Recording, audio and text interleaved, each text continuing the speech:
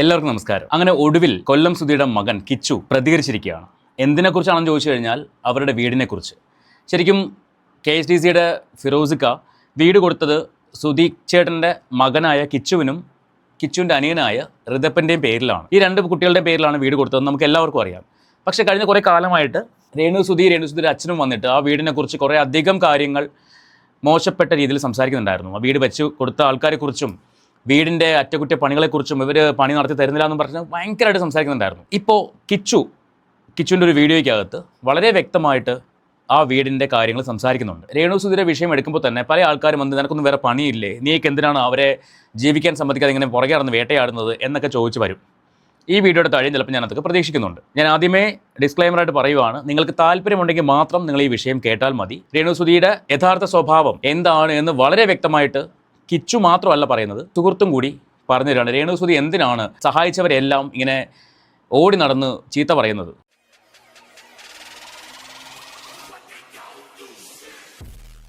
ഒരു സമയത്ത് അതായിരുന്നല്ലോ പണി. ഈ ഫിറോസിക്കിനെ കുറേ ചീത്ത പറഞ്ഞു, സ്ഥലം കൊടുത്ത ബിഷപ്പിനെ ചീത്ത പറഞ്ഞു. അങ്ങനെ രേണുവിനെ ആരൊക്കെ സഹായിച്ചിട്ടുണ്ടോ, ഒരു താജുദ്ദീൻ അദ്ദേഹത്തെ ചീത്ത പറഞ്ഞു, അങ്ങനെ ആരൊക്കെ സഹായിച്ചിട്ടുണ്ടോ ഇവരെല്ലാം ചീത്ത പറഞ്ഞുകൊണ്ടാണ് രേണുസുധി രംഗത്ത് വന്നിട്ടുള്ളത്. എന്നിട്ട് ഇതേ രേണു പറയുന്നുണ്ട്, ഞാൻ ഒരു വീഡിയോയും കാണാറില്ല, എനിക്കെതിരെ വരുന്ന ഒരു വീഡിയോയും കാണാറില്ല, എനിക്കെതിരെ വരുന്ന കമൻറ്റുകൾ കാണാറില്ല. പക്ഷേ ഈയിടെയായിട്ട് ബിഗ് ബോസിലൊക്കെ പോയപ്പോൾ ഞാൻ വിചാരിച്ചു ആള് ഒന്ന് നേരെ ആയിട്ടുണ്ടാവും. കാര്യം ഇത്തിരി സംസാരമൊക്കെ കുറച്ചിട്ടുണ്ട്, മീഡിയയുടെ മുന്നിൽ സംസാരിക്കുന്നതൊക്കെ കുറച്ചിട്ടുണ്ട്. എന്നാൽ കുറച്ച് നാളുകൾക്ക് ശേഷം വീണ്ടും രേണുസുധി തന്നെ ആയി മാറി. പഴയതുപോലെ പല പല വിവാദങ്ങളിലും രേണു കൊണ്ട് തലവെച്ചു. അപ്പോഴൊന്നും നമ്മൾ എടുത്തിട്ടില്ല, കാരണം എങ്ങനെയെങ്കിലൊക്കെ പോട്ടെ എന്നൊക്കെ വിചാരിച്ചു. ഈ മദ്യപാനത്തിൻ്റെ കാര്യവും ഒക്കെ പറഞ്ഞുകൊണ്ട് ഒരുപാട് വിവാദങ്ങൾ ഉണ്ടായിട്ടുണ്ടായിരുന്നു. രേണുവിൻ്റെ ഡ്രസ്സിങ്ങിൻ്റെ കാര്യവും. ഇപ്പോൾ കഴിഞ്ഞ ദിവസം വിവിയുടെ ചാനലൊരു വീഡിയോ വന്നു, രേണു പങ്കെടുത്ത ഒരു ഫാഷൻ ഷോയിൽ രേണു അങ്ങോട്ട് ആവശ്യപ്പെട്ടിട്ടാണ് അവർ ഈ പറയുന്ന രേണു ധരിച്ച ലെവലിലുള്ള ഡ്രസ്സ് കൊടുത്തത്. അതും വിവാദം ഉണ്ടാക്കാൻ വേണ്ടി തന്നെയാണ് എന്ന ലെവലിലാണ് അവർ സംസാരിക്കുന്നത്. അപ്പോൾ ഇപ്പോൾ എന്താ സംഭവം ചോദിച്ചു കഴിഞ്ഞാൽ കിച്ചു പ്രതികരിച്ചു. ശരിക്കും രേണു ആരെയാണ് പറ്റിക്കുന്നത്, രേണു ആരെയാണ് പറ്റിച്ചുകൊണ്ടിരിക്കുന്നത് ഇതൊക്കെ രേണുവിൻ്റെ സുഹൃത്ത് തന്നെ വന്ന് സംസാരിക്കുന്നുണ്ട്. അപ്പോൾ നമുക്കിത് കേൾക്കാനുള്ളത് കിച്ചുവിൻ്റെ പ്രതികരണം, രേണുവിൻ്റെ സുഹൃത്ത് രേണുവിനെ കുറിച്ച് പറയുന്നത്, അതോടൊപ്പം ഈ ഫിറോസിക്ക ഈ വിഷയവുമായിട്ട് സംസാരിക്കുന്നുണ്ട്.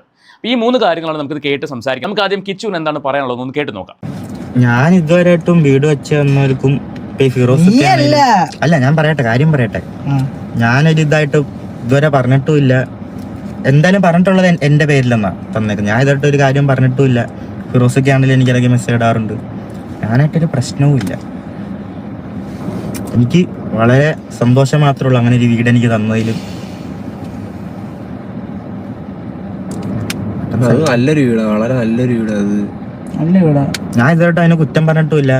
അപ്പൊ എന്തെങ്കിലും പ്രശ്നങ്ങളുണ്ടെങ്കിൽ അത് നമ്മുടെ കാര്യം തന്നെ, നമ്മളാണ് ചെയ്തോട്ട്. അവരുടെ തന്നെ ഉത്തരവാദിത്വം പറഞ്ഞാൽ ഉത്തരവാദിത്വമല്ല, അവരങ്ങനെ ഒരു മനസ്സ് വെച്ച തന്നെ നല്ലൊരു കാര്യം. എന്താ നമുക്കൊരു വീടില്ലാത്ത സമയത്ത് വീട് തന്നതും അങ്ങനെ വെച്ച് തരാനായിട്ട് അവർക്ക് ഒരു ഇതെടുത്തതും. ഒരാൾക്ക് ഒരു വീട് ഞാൻ ഒരിക്കലും അവരെ തള്ളി പറയത്തില്ല. നിസ്സാര കാര്യമൊന്നുമില്ല ഒരാൾക്ക് ഒരു വീട്, ഒരു സ്ഥലവും വീടും കൊടുക്കുന്ന പറയുന്നത് നിസ്സാര കാര്യം. പിന്നെ അത് നമ്മൾ എങ്ങനെ മുന്നോട്ട് കൊണ്ടുപോകുന്നോ അത് നമ്മുടെ ഉള്ള കാര്യമാണ്. നമ്മളെ പിന്നെ വീടും സ്ഥലവും നോക്കണം, നമ്മൾ ഉത്തരവാദിത്വമാണ്.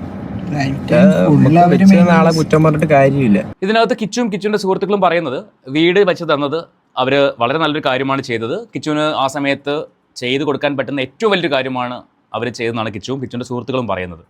ശരിക്കും ഈ സുഹൃത്തുക്കളാണ് കിച്ചുവിൻ്റെ ബാക്ക് ബോൺസ് എന്ന് ഞാൻ പറയും. കാരണം കിച്ചുവിൻ്റെ കൂടെ എന്തിനും കൂടെ നിൽക്കുന്ന സുഹൃത്തുക്കൾ കിച്ചുവിനുണ്ട്. അത് കിച്ചുവിൻ്റെ മുന്നോട്ടുള്ള യാത്രയ്ക്ക് ഒരുപാട് ഹെൽപ്പ് ചെയ്യുകയും ചെയ്യും. അവരാരും മോശമായിട്ട് സംസാരിക്കുന്ന കൂട്ടുകാരാണെന്ന് എനിക്ക് തോന്നുന്നില്ല. കിച്ചുവിൻ്റെ നല്ല ലൈഫിന് ആ കൂട്ടുകാർ ഒരുപാട് ഹെൽപ്പ് ചെയ്യുമെന്ന് എനിക്ക് തോന്നുന്നുണ്ട്. ഇത് എൻ്റെ ചിന്തയാണ്. ഇതിൽ ഇവർ തന്നെ പറയുന്നുണ്ട്, ആ വീടിനകത്ത് വേറെ മോശപ്പെട്ടതൊന്നും പറയാനില്ല, വളരെ നല്ല വീടാണ് വെച്ച് കൊടുത്തത്. വീട് വെച്ച് കൊടുക്കേണ്ട റെസ്പോൺസിബിലിറ്റി മാത്രമേ അവർക്കുള്ളൂ, അതിനകത്ത് താമസിക്കുന്നവരാണ് ബാക്കി കാര്യങ്ങൾ ചെയ്യേണ്ടതെന്ന് ഈ കുട്ടികൾ പറയുന്നുണ്ട്. അതിൻ്റെ ഒരു പകുതി മെച്യൂരിറ്റി പോലും രേണുവിൻ്റെ അച്ഛനോ ഇല്ലാതായിപ്പോയി. അതാണ് ഈ പ്രശ്നങ്ങൾക്കെല്ലാം കാരണം. ഇപ്പം നമ്മളെ കാണുന്ന ആൾക്കാർ പറയുമായിരിക്കും, നിങ്ങൾക്കൊന്നും വേറെ പണിയില്ലേ, രേണുവിൻ്റെ വിഷയം വിട്. ഇതൊക്കെ കാണുമ്പോൾ എങ്ങനെയാണ് പറയാതിരിക്കാൻ പറ്റുന്നത്? കാര്യം രേണു പറയുന്നത് മാത്രമാണ് ശരി, രേണു പറയുന്നത് മാത്രമാണ് ലോക സത്യം എന്ന് പറഞ്ഞ് രേണുവിനെ കൊടപിടിക്കുന്ന കുറേ ആൾക്കാരുണ്ട്. അവർ വന്നിട്ട് കമൻറ്റ് ബോക്സിൽ വന്നിട്ട് നമ്മളെ തെറി പറഞ്ഞിട്ട് കാര്യമില്ല. നിങ്ങൾ സത്യം മനസ്സിലാക്കണം, വാസ്തവം എന്താണെന്ന് നിങ്ങൾ മനസ്സിലാക്കണം. ആ വീടിന് അത്രയും പ്രശ്നമുണ്ടെങ്കിൽ അത് സോൾവ് ചെയ്യേണ്ടത് അവർ തന്നെയാണ്. ഞാനൊരു വീട്ടിൽ എനിക്കൊരാൾ ഫ്രീ ആയിട്ട് വെച്ച് തന്നൊരു വീട്ടിനകത്ത് ഞാൻ താമസിക്കുന്നു. അവിടെ എന്തെങ്കിലും പ്രശ്നം ഉണ്ടാകുമ്പോൾ അവരെ അറിയിക്കാം. അവരുടെ സമയവും സാഹചര്യവും വെച്ച് അവരൊന്ന് ശരിയാക്കി തരുമായിരിക്കും. തന്നില്ലെങ്കിൽ അവിടെ താമസിക്കേണ്ടത് ഞാനല്ലേ. അപ്പോൾ എനിക്ക് പറ്റുന്ന പോലെ ഞാനത് മെയിൻറ്റെയിൻ ചെയ്യുക. ഇപ്പോഴത്തെ ഒരു സാഹചര്യത്തിൽ രേണുവിന് അത് ചെയ്യാനുള്ള കപ്പാസിറ്റി ഒക്കെ ഉണ്ട്. രേണു തന്നെ പറയുന്നുണ്ട് അത്യാവശ്യം കാശും അത്യാവശ്യം കാര്യങ്ങളൊക്കെ ആയിട്ട് മുന്നോട്ട് പോകാൻ പറ്റുന്നുണ്ട്. എന്തുകൊണ്ട് രേണുവിന് ആ വീട് റെഡിയാക്കാൻ പറ്റുന്നില്ല? അപ്പോൾ അതൊരു തരം വാശിയല്ലേ? രേണുവിന് കാർ എടുക്കാൻ കാശുണ്ട്, രേണുവിന് മറ്റു കാര്യങ്ങളെല്ലാം ചെയ്യാൻ കാശുണ്ട്. പക്ഷേ അവനവൻ താമസിക്കുന്ന വീട് ഒരു ചെറിയ മെയിൻ്റനൻസ് വർക്ക് ചെയ്യാൻ രേണുവിൻ്റെ കാശില്ല. അപ്പോൾ അതൊരു തരം വാശിയാണ്, ഇവർ ചെയ്ത് കൊടുക്കണം എന്നുള്ള വാശിയാണ്. അവർ വെച്ചു കൊടുത്ത വീടിനെക്കുറിച്ച് അവരെക്കുറിച്ച് വളരെ മോശമായിട്ട് സംസാരിച്ച ആൾക്കാർ താമസിക്കുമ്പോൾ അവരെങ്ങനെ വെച്ചു കൊടുക്കും? അവരെങ്ങനെ അത് മെയിൻറ്റെയിൻ ചെയ്ത് കൊടുക്കും? അവരെ തെറ്റ് പറയാൻ പറ്റില്ല നമുക്ക്. ഇത്രയും നാളായിട്ട് കിച്ചു ഒന്നും സംസാരിച്ചിട്ടില്ല. പക്ഷേ ഇവിടെ ഇപ്പോൾ കിച്ചു റിയാക്ട് ചെയ്തിരിക്കുകയാണ്. ആ വീടിന് യാതൊരു പ്രശ്നവും ഇല്ല. ഞാൻ കൊല്ലത്ത് താമസിക്കുന്നത് എൻ്റെ സൗകര്യം നോക്കിയിട്ടാണ്, എൻ്റെ പഠിത്തത്തിൻ്റെ കാര്യങ്ങൾ നോക്കിയിട്ടാണ് കിച്ചു കൊല്ലത്ത് താമസിക്കുന്നതാണ് കിച്ചു പറയുന്നത്. നമുക്ക് അതൊന്ന് കേൾക്കാം. എനിക്കിപ്പം കംഫോർട്ടായിട്ട് നിൽക്കാൻ പറ്റുന്നതെന്ന് വെച്ചാൽ കൊല്ലത്ത് പറ്റത്തുള്ളൂ. അതുകൊണ്ടാണ് ഞാൻ കൊല്ലത്ത് നിൽക്കുന്നത്. പഠിത്തമാണല്ലോ ഇപ്പം ഇവിടെയാണ്. തീർച്ചയായിട്ടും കിച്ചുവിൻ്റെ സൗകര്യം, കിച്ചുവിൻ്റെ കംഫർട്ട് സോൺ എന്ന് പറയുന്നത്, അല്ലെങ്കിൽ കിച്ചുവിന് പഠിക്കാൻ സൗകര്യമുള്ള സ്ഥലം എന്ന് പറയുന്നത് കൊല്ലമാണെങ്കിൽ അവിടെ തന്നെ അവൻ നിൽക്കണം. കാരണം അവൻ്റെ ലൈഫ് നോക്കാണ്ടിരിക്കാൻ പറ്റില്ല. കറക്റ്റ് പറയുവാണെങ്കിൽ ഇത്രയും മെച്ചുവേർഡ് ആയ ഒരു പയ്യൻ, ഈ ഒരു പ്രായത്തിൽ ഇത്രയും മെച്ചുവേർഡ് അവൻ സംസാരിക്കുന്നു. അത് അവൻ്റെ കൂട്ടുകാരും അതിനൊപ്പം അവൻ്റെ കൂടെ നിൽക്കുന്നുണ്ട്. ഇപ്പോഴാണ് ആൾക്കാർക്ക് കാര്യങ്ങൾ മനസ്സിലാവുന്നത്. ആ വീട് രേണു അല്ലെങ്കിൽ രേണുവിൻ്റെ അച്ഛൻ ഒരുമിച്ച് നിന്ന് അത് മെയിൻറ്റെയിൻ ചെയ്ത് മുന്നോട്ട് താമസിക്കേണ്ടതാണ്. പക്ഷെ അവർ അത് തയ്യാറല്ല. അവരെന്താ പറയുന്നത്? ഫിറോസൊക്കെ വെച്ച് തരണം, ഫിറോസൊക്കെ റെഡി ആയി തരണം, എന്നിട്ട് അയാളെക്കുറിച്ച് കുറേ അനാവശ്യങ്ങൾ പറയുക. അതിന് കൂടെ നിൽക്കാൻ ശാരിക എന്ന് പറയുന്ന ഒരു മീഡിയ പേഴ്സൺ, കൂട്ടുകാരിക്ക് വേണ്ടി സംസാരിക്കാം. പക്ഷെ അവിടെ സത്യം ഉണ്ടാവണം. ഒരു വീട് ഒരാൾ ദാനമായിട്ട് വെച്ച് കൊടുത്തു, അങ്ങനെ തന്നെ പറയേണ്ടി വരും. ദാനമായിട്ട് ആ സമയത്ത് രേണുവിന് അത് ദാനം തന്നെയായിരുന്നു. ഫിറോസൊക്കെ പറയുന്നുണ്ട് ആ വീട് വെച്ചു കൊടുത്ത സമയത്ത് രേണു ഫിറോസിക്കനെ എങ്ങനെയാണ് വിളിച്ചുകൊണ്ടിരുന്നതെന്നുള്ളത്, എങ്ങനെയാണ് അഭിസംബോധന ചെയ്തുകൊണ്ടിരുന്നതെന്നുള്ള ഫിറോസൊക്കെ പറയുന്നത്. നമുക്ക് ആ വീഡിയോ കേൾക്കാം. എന്നിട്ട് രേണുവിൻ്റെ സുഹൃത്ത് എന്തിനു വേണ്ടിയാണ് രേണു ഇങ്ങനെ സഹായിച്ചവരെല്ലാം തള്ളി പറയുന്നത്, എന്ത് കാര്യം കൊണ്ടാണ് ആളുകളെ തള്ളി പറയുന്നതും രേണു അനാവശ്യമായിട്ടുള്ള പ്രശ്നങ്ങളിൽ പോയി ചാടുന്നതും എന്ന് രേണുവിൻ്റെ സുഹൃത്ത് തന്നെ വന്നിരുന്ന് സംസാരിക്കുന്നുണ്ട്. നമുക്ക് അതും കൂടെ കേൾക്കാം.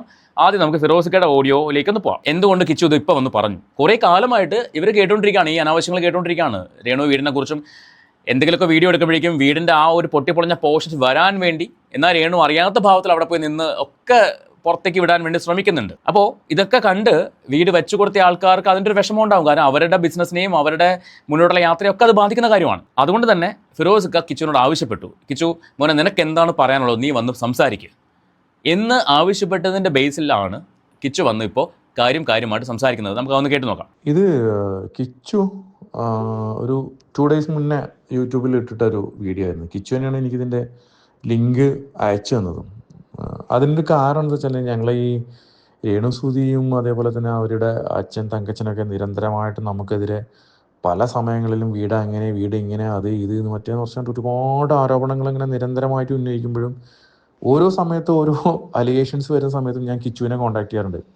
കിച്ചു നിനക്ക് വീടിനെ കുറിച്ച് എന്തെങ്കിലും കംപ്ലൈൻറ്റ്സോ എന്തെങ്കിലും പറയാനുണ്ടോ? കിച്ചു പറയില്ലേക്ക ഞാൻ വളരെ ഹാപ്പിയാണ്, എനിക്ക് ആ വീട് വളരെ ഹാപ്പിയാണ്. അതുകൊണ്ടാണ് ഇവരും ഈ വിഷയത്തിൽ അധികം തലയിടാൻ പോകാത്തത്. കാരണം കിച്ചുവിനാണ് വീട് കൊടുത്തത്, ഋതപ്പനാണ് വീട് കൊടുത്തത്, കിച്ചുവിന്റെ അനിയനായ ഋതപ്പനാണ് വീട് കൊടുത്തത്. അവർക്ക് രണ്ടുപേർക്കും ഇല്ലാത്ത പ്രശ്നം. ഇപ്പോൾ ഋതപ്പൻ കുട്ടിയാണ്, കിച്ചു ആ വീട്ടിൽ വല്ലപ്പോഴെങ്കിലും വരാറുണ്ട്. അതുകൊണ്ട് തന്നെ വല്ലപ്പോഴും വരുമ്പോഴെങ്കിലും ആ വീടിന്റെ അവസ്ഥ കാണുമ്പോഴേക്കും കിച്ചു റിയാക്ട് ചെയ്യേണ്ടതല്ലേ? പക്ഷെ കിച്ചു റിയാക്ട് ചെയ്ത് കാണുന്നില്ല. രേണുവിൻ്റെ അച്ഛനൊക്കെയാണ് വന്നിരുന്ന് ഓരോ കാര്യങ്ങൾ പറയുന്നത്. അപ്പോൾ നിങ്ങൾ പറയും രേണുവിൻ്റെ അച്ഛനൊക്കെ അല്ലേ അവിടെ താമസിക്കുന്നത്? രേണു എത്ര കാലം അവിടെ താമസിക്കുന്നുണ്ട്? എത്ര നാൾ താമസിക്കുന്നുണ്ട്? രേണു അവിടെ താമസിക്കുന്നില്ലല്ലോ. രേണുവിൻ്റെ അച്ഛനും അമ്മയും അവിടെ താമസിക്കുന്നുണ്ട്. ഈ കുട്ടീനെ നോക്കാൻ എന്ന പേരിൽ അവരവിടെ താമസിക്കുന്നുണ്ട്. ഒരു ചെറിയൊരു പ്രശ്നം വരുമ്പോൾ, ചെറിയൊരു വിവാദം ഉണ്ടാക്കി വരുമ്പോൾ രേണു ലൈംലൈറ്റ് നിൽക്കുന്നു. കുറേ കാലം അതിലിങ്ങനെ ഓടിക്കൊണ്ടിരിക്കും. അത് കഴിഞ്ഞ് വീണ്ടും ഒന്ന് ഡൗൺ ആകുമ്പോൾ രേണു പുതിയൊരു വിഷയമായിട്ട് വരും. അതിലേക്ക് ആ ഒരു കാര്യമൊക്കെ നമുക്ക് സംസാരിക്കാം. അത് അടുത്ത വീഡിയോയിലാണ് സംസാരിക്കേണ്ടത്. അടുത്ത വീഡിയോ കണ്ടിട്ട് സംസാരിക്കാൻ പറ്റുള്ളൂ. ഇപ്പോൾ ഈ പറയുന്ന ഫിറോസൊക്കെ ആണെങ്കിൽ പോലും ആ രേണുവിൻ്റെ വിവാദങ്ങൾ ഉണ്ടാകുമ്പോഴും ഒരുപാടൊന്നും റിയാക്ട് ചെയ്യാത്തൊരു കാര്യം കിച്ചു പറയുന്നില്ലല്ലോ. കിച്ചു അല്ലേ പറയേണ്ടത്? അവിടെ എന്തെങ്കിലും പ്രശ്നം ഉണ്ടെങ്കിൽ കിച്ചു വല്ലപ്പോഴും ആ വീട്ടിൽ വരാറുണ്ടല്ലോ. അപ്പോൾ ആ വീട് കാണുമ്പോൾ കിച്ചുവിനും പറയാമല്ലോ. ഇതൊക്കെ ആയിരിക്കും അദ്ദേഹം ചിന്തിച്ചിട്ടുണ്ടാവുക. കിച്ചു എന്താ റിയാക്ട് ചെയ്യാത്തതെന്ന് ആലോചിച്ചിട്ട് കിച്ചുവിനോട് സംസാരിച്ചു. കിച്ചു നിനക്ക് എന്തെങ്കിലും പറയാനുണ്ട്, നീ പറയേ, നീ തുറന്ന് സംസാരിക്കുക എന്ന് പറഞ്ഞതിൻ്റെ ബേസിലാണ് കിച്ചു വന്ന് ഇപ്പോൾ ഈ ഒരു കാര്യം പറഞ്ഞത്. രേണു പറഞ്ഞതിന് നേരെ ഓപ്പോസിറ്റ്. ആ വീട് കിട്ടിയതൊരു അനുഗ്രഹമാണ്, ഒരു ഭാഗ്യമായിട്ടാണ് കാണുന്നത്. അവിടെ ബാക്കി പണികൾ ചെയ്യാനുണ്ടെങ്കിൽ അത് ഞങ്ങളാണ് ചെയ്യേണ്ടത്, അല്ലാണ്ട് അവരല്ല. അവരുടെ പണി ചെയ്ത് അവർ പോയി. ഇനി അവിടെ എന്ത് മെയിൻ്റനൻസ് വന്നാലും നമ്മളാണ് ചെയ്യേണ്ടത്, ഞങ്ങളാണ് ചെയ്യേണ്ടത്. അതിനാരെയും പഴിച്ചിട്ട് കാര്യമില്ല. അവരെ ഞാൻ ഒരിക്കലും പഴി പറയില്ല, തെറ്റു പറയില്ല എന്നാണ് കിച്ചു എന്ത് ചെയ്യുന്നത്, ഇവിടെ വന്ന് റിയാക്ട് ചെയ്തിരിക്കുന്നത്. അപ്പോൾ ഞാൻ കിച്ചുവിനോട് ഇടയ്ക്കിടയ്ക്ക് ഞാൻ പേഴ്സണലി ഞാൻ പറഞ്ഞു, കിച്ചു ഇത് വന്നിട്ട് നീ പബ്ലിക്കിൻ്റെ മുന്നിലൊന്ന് പറ. പബ്ലിക്കിൻ്റെ മുന്നിൽ ഞങ്ങളെ ഇട്ട് കൊടുത്തിരിക്കുകയാണ് ഈ തങ്കച്ചനും അതേപോലെ തന്നെ രേണുവും കൂടെ. നീ എപ്പോഴെങ്കിലും ഇത് പബ്ലിക്കിൻ്റെ മുന്നിലിട്ട് പറ. ഞങ്ങൾക്ക് എനിക്ക് കിട്ടിയ വീടിന്, അല്ലെങ്കിൽ എനിക്കും എൻ്റെ അനിയനും കിട്ടിയ വീടിന് ഞാൻ വളരെ സന്തുഷ്ടനാണ്, അല്ലെങ്കിൽ അതിന് ഇന്ന പ്രശ്നങ്ങളുണ്ട്, അല്ലെങ്കിൽ എന്തൊക്കെയാണ് അതിൻ്റെ പ്രശ്നങ്ങൾ, നീ എണ്ണി പറയാം. നീയാണ് അതിന് ഏറ്റവും പബ്ലിക്കിൻ്റെ മുന്നിൽ പറയാനുള്ള ഏറ്റവും എന്താ പറയുക അർഹത ഉള്ള ഒരാൾ. കാരണം വെച്ചാൽ നിനക്കും നിൻ്റെ അനിയനാണ് ഞങ്ങൾ ഈ വീട് തന്നിരിക്കുന്നത്. നിനക്ക് എന്ന് ആ വീടിനകത്ത് നിനക്ക് എന്ന് അൺകംഫർട്ട് ഫീൽ ചെയ്യുന്നുണ്ട്, അല്ലെങ്കിൽ എന്തെങ്കിലും മെയിൻ്റെനൻസ് നിനക്ക് വേണമെന്ന് തോന്നുന്നു, നീ എന്നെ വിളിച്ചോ, ഞാനത് ചെയ്തു തരും. എൻ്റെ കൂടെ മുന്നേ ഉണ്ടായിരുന്ന ആൾക്കാർ ആരും ഇല്ലെങ്കിൽ പോലും ഞാനത് ചെയ്തു തരും. കാരണം വെച്ചാൽ മുന്നേ എൻ്റെ ഡ്യൂട്ടി അല്ലെങ്കിൽ എൻ്റെ പേഴ്സണൽ കോൺട്രിബ്യൂഷൻ എന്ന് പറഞ്ഞാൽ അതിൻ്റെ സ്ട്രക്ചർ വരെയുള്ളത് മാത്രമായിരുന്നു. ബാക്കിയെല്ലാം ഓരോ ആൾക്കാർ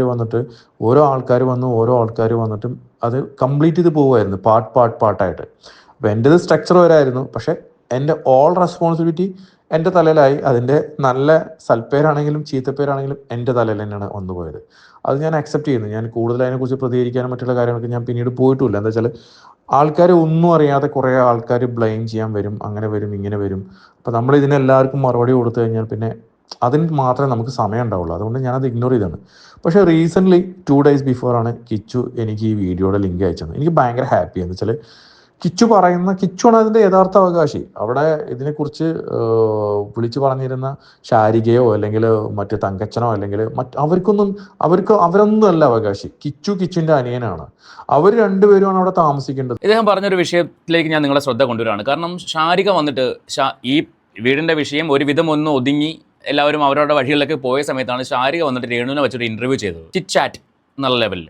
ഇവർ ബിഗ് ബോസ് എന്നൊക്കെ ഇറങ്ങിയതിന് ശേഷം ആ വീഡിയോയിലാണ് വീണ്ടും ശാരിക മനഃപൂർവ്വം, അല്ലെന്നൊന്നും പറയാൻ പറ്റില്ല, മനഃപൂർവ്വം എന്നാൽ വീടിൻ്റെ ഒരു ഭാഗം പോലും കാണിക്കാതെ മനഃപൂർവ്വം ഒരു വിവാദം ഉണ്ടാക്കാൻ വേണ്ടി ഈ വിഷയം വീണ്ടും വലിച്ചിട്ടു. അതിൽ ശാരിക എന്തൊക്കെയാണ് പറഞ്ഞത് ഞാൻ ചോദിച്ചോട്ടെ. ഈ ശാരികയോട് എൻ്റെ ചോദ്യമാണ്, ഈ സുധി എന്ന് പറയുന്ന വ്യക്തി, കൊല്ലം സുധി എന്ന് പറയുന്ന വ്യക്തി മരിച്ച സമയത്ത് ശാരിക അവിടെ ഉണ്ടായിരുന്നോ? ഇല്ലായിരുന്നല്ലോ. രേണു, കിച്ചു, ഋതപ്പൻ ഇവരെല്ലാവരും വാടക വീട്ടിൽ നിന്ന് തെരുവിലേക്ക് ഇറങ്ങേണ്ട ഒരു അവസ്ഥ വന്നു. ആ സമയത്തും ശാരിക അവിടെ ഉണ്ടായിരുന്നില്ലല്ലോ. പക്ഷേ രേണുവിന് ഒരുവിധം ആൾക്കാരൊക്കെ അറിഞ്ഞു തുടങ്ങി. രേണു ലൈം ലൈറ്റിൽ നിൽക്കുന്നു, ബിഗ് ബോസിൽ പോയി. ബിഗ് ബോസിൽ നിന്ന് വന്നതിന് ശേഷം രേണുവിനെ അങ്ങ് നന്മവരാക്കാൻ വേണ്ടി ശാരിക അങ്ങോട്ട് ഇറങ്ങി അല്ലേ. എന്നിട്ട് വീട് വെച്ച് കൊടുത്തവർക്കെതിരായിട്ട് അങ്ങോട്ട് സംസാരിക്കാൻ തുടങ്ങി. ഉളുപ്പുണ്ടോ? മര്യാദയുണ്ടോ? നിങ്ങൾക്ക് അത്യാവശ്യം ലോകപരിചയമുള്ള ഒരാളാണെന്നൊക്കെയാണ് നിങ്ങൾ അവകാശപ്പെടുന്നത്, വാദിക്കുന്നത്. നിങ്ങൾ എന്തുകൊണ്ട് ആ വീടിങ്ങനെ ആയി? 1 വർഷം ആയിക്കോട്ടെ, 2 വർഷം ആയിക്കോട്ടെ, വീടാണ്, ഈ മനുഷ്യൻ ഉണ്ടാക്കി വെച്ച സാധനമാണ്. അത് ചിലപ്പോൾ നശിക്കാം. മര്യാദയ്ക്ക് നോക്കിയില്ലെങ്കിൽ നശിച്ചു പോകും. അപ്പോൾ അത് മര്യാദയ്ക്ക് നോക്കിയിട്ടാണോ നോക്കാതെയാണോ ഇങ്ങനെയൊക്കെ സംഭവിച്ചത് എന്നൊന്ന് അന്വേഷിച്ചിട്ട് അവർക്കെതിരെ സംസാരിച്ചെങ്കിൽ അതിനൊരു മാന്യത ഉണ്ടായിരുന്നു. ഇത് വന്നിരുന്നു, രേണു ഞാൻ നിൻ്റെ വീട് കണ്ടു കേട്ടോ, എന്ത് വീടാണ് ഉണ്ടാക്കി വെച്ചേക്കുന്നത് എന്നൊക്കെ പറഞ്ഞിട്ട് അങ്ങോട്ട് തകർക്കുകയാണ്. ലേശം ആ സാധനം വേണമായിരുന്നു. എങ്കിൽ ശാരിക അങ്ങനെ സംസാരിക്കില്ലായിരുന്നു. അപ്പോൾ അവിടെയും ഈ വിഷയം ഒരു വിവാദമായിട്ട് മാറണമെന്ന് മാത്രമേ അവർ ഉദ്ദേശിച്ചിട്ടുള്ളൂ. അങ്ങനെ ചെയ്തൊരു വീഡിയോ ആയിരുന്നു. ഇതൊക്കെ കാണുമ്പോൾ ആർക്കായാലും പൊളിയും. അതേപോലെ ഇവർക്കും പൊളിഞ്ഞു. ഫിറോസിക്കും പൊളിഞ്ഞു. അവരതിന് റിയാക്ട് ചെയ്തതിന് ശേഷം ഇവർ തീരുമാനമെടുത്തു, ഇനി അതിനകത്ത് ഒന്നും ചെയ്യാൻ തീരുമാനമെടുത്തു. പക്ഷേ കിച്ചുവിനോട് പറഞ്ഞു, നീയാണ് പറയുന്നെങ്കിൽ ഞാൻ പേഴ്സണലി ചെയ്തു തരാം എന്ന് വരെ അയാൾ പറയുന്നുണ്ട്.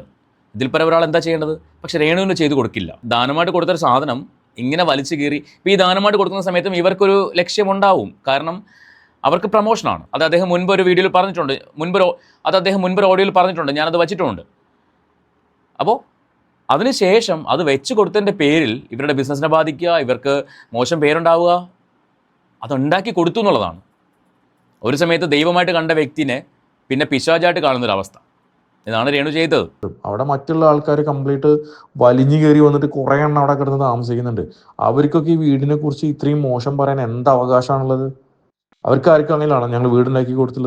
ആ ഒരു സ്റ്റേറ്റ്മെൻറ്റോട് ഞാൻ യോജിക്കുന്നില്ല ഫിറോസിക്ക. കാരണം വലിഞ്ഞു കയറി വന്ന് താമസിക്കുന്നത് അവരുടെ ബന്ധുക്കളാണല്ലോ, അവരുടെ അച്ഛനും അമ്മയുമാണ് അവിടെ താമസിക്കുന്നത്. അത് അവരുടെ ഇഷ്ടമാണ് അവിടെ ആര് താമസിക്കണം എന്നുള്ളത്. കിച്ചു സമ്മതിച്ചിട്ടായിരിക്കുമല്ലോ അവിടെ താമസിക്കുന്നത്. അപ്പോൾ അതുകൊണ്ട് ആ ഒരു സ്റ്റേറ്റ്മെൻറ്റോട് ഞാൻ യോജിക്കുന്നില്ല. നമ്മൾ നല്ലതും ചീത്തയും പറയണമല്ലോ, കാണുന്നത് പോലെ പറയണം. അപ്പോൾ ആ ഒരു സ്റ്റേറ്റ്മെൻറ്റ് വേണ്ടായിരുന്നു എന്നെനിക്ക് തോന്നി. വലിഞ്ഞു കയറി താമസിക്കുക എന്ന് പറയുന്നത്, അവർക്ക് വേറെ സ്ഥലമോ വീടോ ഉണ്ടോ ഇല്ലെന്നൊന്നും നമുക്കറിയില്ല. പക്ഷേ കുഞ്ഞിനെ നോക്കാൻ വേണ്ടിയാണ് അവരവിടെ നിൽക്കുന്നത്, അവർക്കവിടെ നിന്നേ പറ്റുള്ളൂ, അതുകൊണ്ട് അവിടെ താമസിക്കുന്നതാണ്. അപ്പോൾ കിച്ചുവിൻ്റെ പെർമിഷനോടുകൂടി തന്നെ ആയിരിക്കുമല്ലോ താമസിക്കുന്നത്, അല്ലെങ്കിൽ കിച്ചു അവിടെ നിൽക്കേണ്ടി വരും. അപ്പോൾ അങ്ങനെ കുറേ പ്രശ്നങ്ങൾ അവർക്കുണ്ടാവും. അതൊക്കെ അവരുടെ ഫാമിലി കാര്യങ്ങളാണ്. പക്ഷേ ഇങ്ങനെ താമസിക്കുന്നവർ അവിടുത്തെ കാര്യങ്ങളൂടെ നോക്കി കണ്ട് ചെയ്യണമായിരുന്നു. അതല്ലാതെ വീട് വെച്ച് കൊടുത്തവരെ മോശം പറഞ്ഞ് അവരെ താറടിച്ച് കാണിച്ച് അവഹേളിച്ച് അങ്ങനെ ഒരിക്കലും ചെയ്യാൻ പാടില്ലായിരുന്നു. പാല് കൊടുത്ത കൈക്ക് തന്നെ കൊത്തുക എന്ന് പറയുന്നതിന് സഹായിച്ചവരെ തന്നെ തിരിഞ്ഞ് കടിക്കുക. അപ്പോൾ അതാണ് ഈ രേണുവിൻ്റെ അച്ഛനും രേണുവൊക്കെ കുറേ കാലമായിട്ട് ചെയ്തുകൊണ്ടിരുന്നതും. അതുകൊണ്ട് തന്നെ കിച്ചുവിനോട് ഞാൻ അന്നും ഇന്നും ഞാൻ പറയുന്നുണ്ട്, കിച്ചു നീ എന്ന് അവിടെ താമസിക്കുന്നോ, നിനക്ക് എന്തെങ്കിലും പ്രശ്നം ആ വീട്ടിലുണ്ടോ, നീ എന്നെ വിളിച്ചോ. എൻ്റെ ഒരു ബ്രദറിനെ പോലെ നിന്റെ ഒരു ബ്രദറിനെ പോലെ നീ എന്നെ കണ്ട് എന്നെ വിളിച്ചോ, നിനക്ക് വന്നിട്ട് ഞാനത് ഫ്രീ ആയിട്ട് ചെയ്തു തരും. അത് ഇന്നും ഞാൻ ആ വാക്ക് കിച്ചുവിന് കൊടുക്കുന്നുണ്ട്. കിച്ചും അവൻ്റെ അനിയനും എന്നവിടെ താമസമാകുന്നു. ഈ വലിഞ്ഞു കയറി വന്നുള്ള ആൾക്കാർ കംപ്ലീറ്റ് അവിടെ നിന്ന് എന്നിറങ്ങി പോകുന്നുള്ളൂ. അന്ന് നമ്മളവിടെ പോയിട്ട് കംപ്ലീറ്റ് കാര്യങ്ങൾ ചെയ്തു തരും. അവിടുത്തെ ആ വീട് എന്ന് പറയുന്നത് മഹാ അലമ്പാക്കിയിട്ടിരിക്കും. ഈ പറയുന്ന ഈ സോഷ്യൽ മീഡിയയിൽ വന്നിട്ട് ഈ ശാരികയും മറ്റുള്ളവരും പറയും, ഈ ശാരികയൊക്കെ പോയിട്ട് അവിടുത്തെ വീടിൻ്റെ ആ ടോയ്ലറ്റിൻ്റെ ഒക്കെ ഒരു വീഡിയോ എടുത്തിട്ട് പോസ്റ്റ് ചെയ്യട്ടെ. എന്ത് വൃത്തികെട്ട രീതിയിലാണ് അവരത് മെയിൻറ്റെയിൻ ചെയ്ത് കൊണ്ടുപോകുന്നത്. വളരെ മോശമായ രീതിയിലാണ് മെയിൻറ്റെയിൻ ചെയ്തത്. അവർക്ക് അറിയില്ല ഒരു വീട് എങ്ങനെ മെയിൻറ്റെയിൻ ചെയ്ത് കൊണ്ടുപോകണമെന്ന് അറിയില്ല. എന്നിട്ടും അവർ എന്താ പറയുക, വിവാദങ്ങൾ ഉണ്ടാക്കാൻ വേണ്ടിയിട്ടും നമ്മളെ താറടിച്ച് കാണിക്കാൻ വേണ്ടി നിരന്തരമായിട്ട് ഒരു എന്നെ എന്തൊക്കെയാ സ്ത്രീ വിളിച്ചെന്ന് പറയോ. ആ സ്ത്രീ ഒരു കാര്യം ഓർക്കുന്നത് നല്ലതാണ്. ആ സ്ത്രീയും ഞാനും തമ്മിൽ കുറേ കാര്യങ്ങളൊക്കെ വാട്സപ്പിൽ ഡിസ്കഷനും മറ്റുള്ള കാര്യങ്ങളൊക്കെ ആ വീടിൻ്റെ സമയത്ത് നടന്നിട്ടുണ്ടായിരുന്നു. അന്ന് ദൈവവും അതിനേക്കാളും അപ്പുറം ഈ ലോകത്ത് ദൈവത്തിൻ്റെ മേലെ ആരെങ്കിലും ഉണ്ടെങ്കിൽ ആ രീതിയിലൊക്കെയാണ് എന്നെ അവർ വിളിച്ചിരുന്നതും ബഹുമാനിച്ചിരുന്നതും സംസാരിച്ചിരുന്നതൊക്കെ. ആ നാവ് കൊണ്ട് തന്നെ വളരെ വൃത്തികെട്ട രീതിയിലാണ് ആ സ്ത്രീ എന്നെ ഉപമിച്ചിരുന്നതൊക്കെ. ഞാനതിന് മറുപടി പറയാനോ ഒന്നിനും പോയിട്ടില്ല. നമുക്കതിൻ്റെ ആവശ്യമില്ല. എന്ന് വെച്ചാൽ നമുക്ക് അവരുടെ ലെവലിലേക്ക് നമുക്ക് പോകാൻ കഴിയില്ല. അവർ ഒരു ലെവലുണ്ട്, നമുക്കൊരു ലെവലുണ്ട്. എനിവേ, കിച്ചു ഇങ്ങനെ ഒരു വീഡിയോ ചെയ്തതിൽ വളരെയധികം സന്തോഷമുണ്ട്. കിച്ചു തന്നെയാണ് അതിൻ്റെ യഥാർത്ഥ അവകാശി. കിച്ചു എന്നാണ് അവിടെ താമസിക്കാൻ പോകുന്നത് അന്ന് ഞങ്ങൾ അതിൻ്റെ ആ വീടിൻ്റെ മെയിൻ്റെനൻസ് ഒക്കെ ഞാൻ പേഴ്സണലി ഞാൻ ചെയ്തു കൊടുക്കും. അതിനകത്ത് ഒരു സംശയമില്ല. അല്ല, രേണു ഈ ദൈവമായിട്ട് കണ്ടവരെല്ലാം നാളെ മറ്റേ പുറംകാലം കൊണ്ട് ചവിട്ടുന്നത് ആദ്യമായിട്ട് കാണുന്ന കാഴ്ചയല്ല. നേരത്തെ ഞാൻ പറഞ്ഞല്ലോ, ഈ താജുദ്ദീൻ അദ്ദേഹമാണ് ഈ ശ്രുതി മരിച്ച സമയം മുതൽ അവിടെ ഉണ്ടായിരുന്ന ഒരാൾ. അവസാനം അയാളെ തള്ളിപ്പറഞ്ഞു. അത് കഴിഞ്ഞിട്ട് സ്ഥലം കൊടുത്ത ബിഷപ്പിനെ തള്ളിപ്പറഞ്ഞു. ഇപ്പോഴും തള്ളിപ്പറഞ്ഞുകൊണ്ടിരിക്കുന്നു. ഇപ്പോഴും ബിഷപ്പിനെ ചീത്ത പറഞ്ഞുകൊണ്ടിരിക്കുന്നു. ഈ ഫിറോസിക്കനെ ചീത്ത പറയുന്നു. ആരൊക്കെയാണോ രേണുവിനെ സഹായിച്ചിട്ടുള്ളത് അവരെല്ലാം രേണു തിരിഞ്ഞു നിന്നിട്ട് ചീത്ത പറയുന്നുണ്ട്. ലക്ഷ്മി നക്ഷത്ര അവർ കാരണമാണ് രേണു ലൈം ലൈറ്റിൽ ഇറങ്ങാൻ തന്നെ കാരണം. പെർഫ്യൂമിൻ്റെ വിഷയം വന്നപ്പോൾ അവിടെ മുതലാണ് രേണു സുധി എന്ന് പറഞ്ഞ വ്യക്തി പുറം ലോകം ശരിക്കും രേണുവിനെ അറിഞ്ഞു തുടങ്ങിയത്.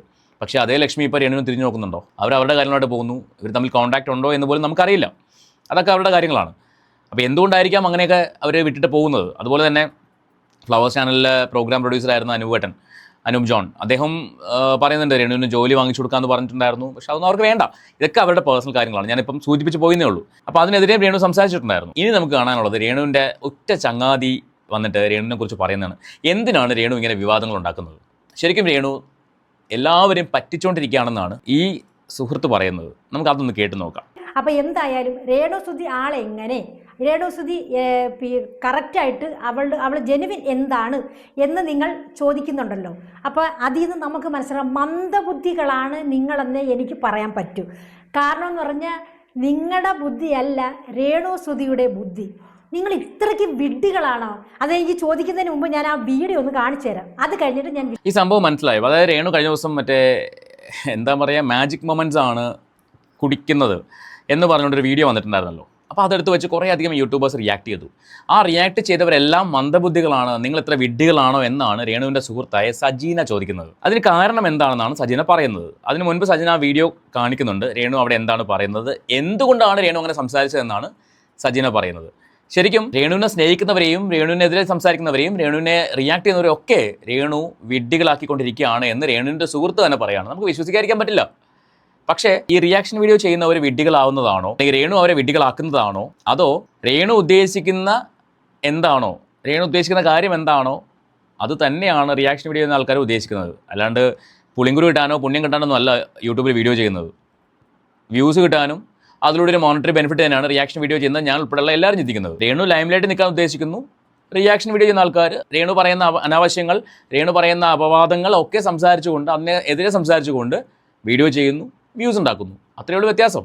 അപ്പോൾ രേണു ആരെയും വിഡ്ഢികളാക്കുന്നതല്ല. മനസ്സിലായില്ലേ? സജീന അത് മനസ്സിലാവാത്തത് സജീനയ്ക്ക് ബോധമില്ലാത്തതുകൊണ്ടാണ്. അതാണ് എനിക്ക് തോന്നുന്നത്.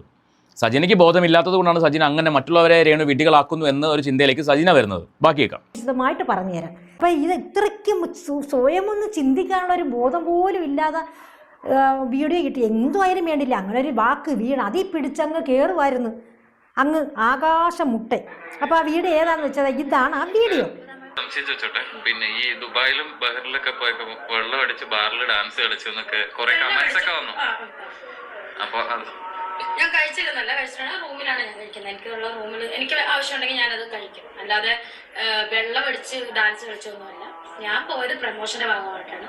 ഞാൻ ജോലി ചെയ്യുമ്പോൾ എൻ്റെ പ്രമോഷൻ അത് ഡാൻസ് കളിക്കും, പാട്ട് പാടും. ഇനി വെള്ളം അടിച്ച് ഡാൻസ് കളിച്ചു അങ്ങനെ ഒരു സംഭവമില്ല.